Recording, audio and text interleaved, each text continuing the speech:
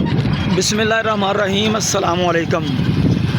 मेरे साथ इस वक्त सुलेमान शेख हैं और हम जा रहे हैं कैंट।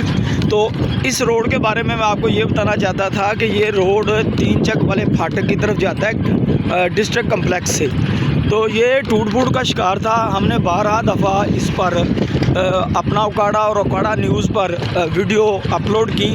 तो शुक्र है कि हुक्काम को इस रोड पर तरस आया और ये अब रोड बनना शुरू हो गया। शेख साहब क्या कहते हैं? जी बिल्कुल तारिक साहब, जब बंदा आवाज़ उठाता है, बुलंद करता है तो फिर कुछ ना कुछ तो होता है। मगर गुजारिश अब ये है कि जल्द अज जल्द इसको बनाया जाए, नहीं तो इसी तरह अवाम को फिर ये मिट्टी और डस्ट का सामना होगा।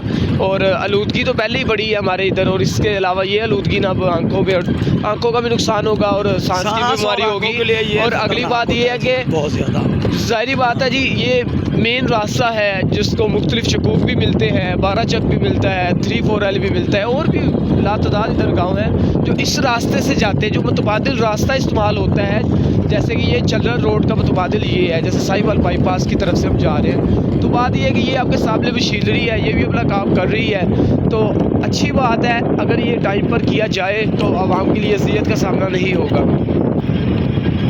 जी इंशाल्लाह ताला इस सिलसिले में हम आपको अपडेट भी रखेंगे। और रोड भी बन रहा है और ये मशीनरी आपके सामने काम कर रही है। लेवल किया जाएगा, उसके बाद इसके ऊपर पत्थर लगाया जाएगा। पत्थर के बाद फिर आपको पता है वो इनके मुख्तलिफ वो पत्नी खासा बोलते हैं ना जी शेख साहब? हाँ जी, खाक बोलते हैं, खासा उसको पत्नी खास के या खासा जो भी बोलते हैं वो इसके ऊपर डाला जाएगा, क्योंकि राख होती है ना, खाक होती है जो रोड के ऊपर। अच्छी बात है जी, लेकिन इस रोड को जल्द अज जल्द पाया तकमील तक पहुंचाना चाहिए, क्योंकि इस रोड को बहुत सारे गांव मिलते हैं, खासकर जीटी रोड से ना जाने वाले लोग जो शॉर्टकट लेते हैं, जैसे हमने ये शॉर्टकट लिया है तो वो इसी रोड को इस्तेमाल करते हैं जी।